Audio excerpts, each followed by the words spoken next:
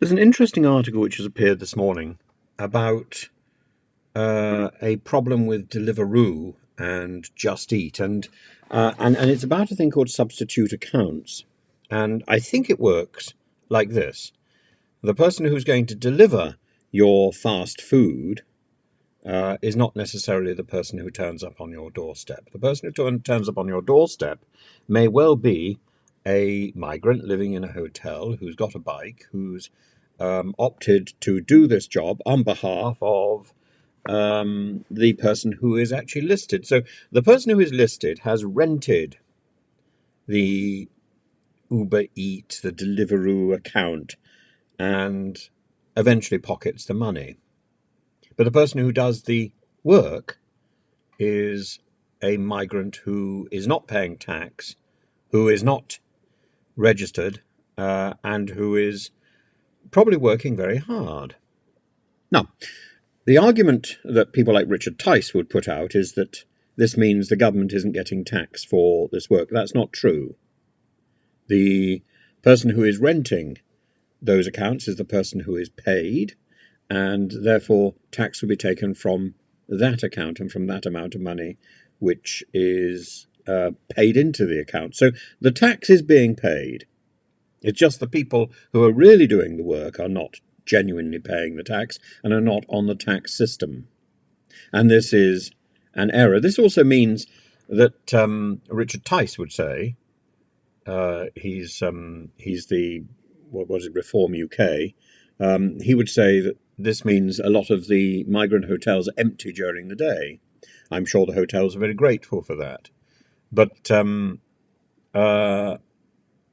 he would say, in contrast to me, that we shouldn't be letting migrants work, although they're stuck in this sort of limbo for 2 or 3 years because the Home Office is too incompetent to process their applications properly. I would say that they should work, they should be paying tax, and this gives us the fact that they have a tax code and all this and that sort of bureaucratic paperwork means that they are traceable. They don't just slip into the system, because if the only thing we know about these people is that they're registered in a corner in a particular room in the Mercure chain, they can quite easily disappear from there, and we have no idea where they've gone to. So I think migrants should be allowed to work as soon as possible.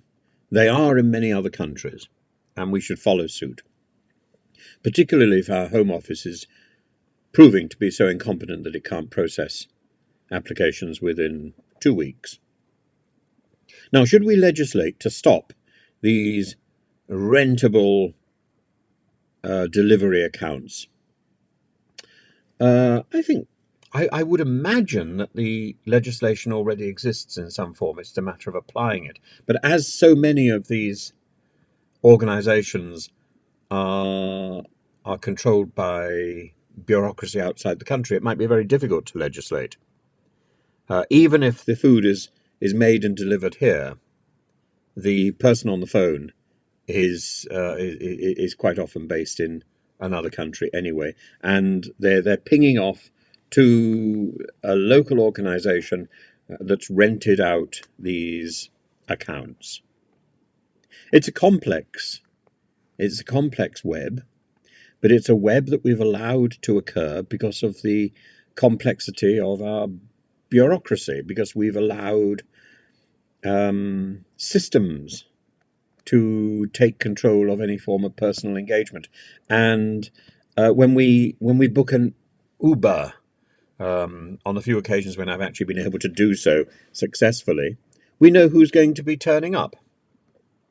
And so when we open that car door, we can have the confidence that it's the person on our phone who is named. We should have a similar confidence when somebody turns up from Deliveroo or Just Eat or whatever it is. The person who is delivering the stuff is the person named on the app. And maybe it's as simple as that. People need to check. And similarly, the Amazon deliveries. Very often, my Amazon deliveries, I'm promised that they're going to occur tomorrow, but in fact they will turn up about 10 o'clock in the evening, and sometimes just slung into the garden. And you think, that's not quite what I paid for. Sometimes they're delivered next door, although I'm at home. And I think, why? Why? And is it that the same sort of renting out of delivery space is occurring there as well? Probably. Probably. It's not very reliable. And I think all we have to do, I don't think it's about setting up a new law. I think the Daily Mail is campaigning for a new law. I don't think we need a new law, though anything to take the government's mind off Rwanda.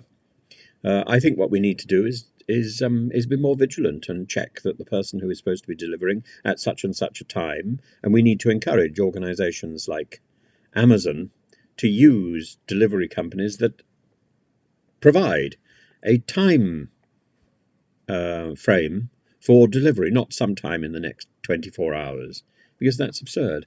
Then we're held hostage in our home until Enato, I can't remember what it's called, finally comes through with your pad of paper or whatever it is, which could easily go through the letterbox, but no, it has to be handed into your hands. It's like waiting for the electrician. Absurd.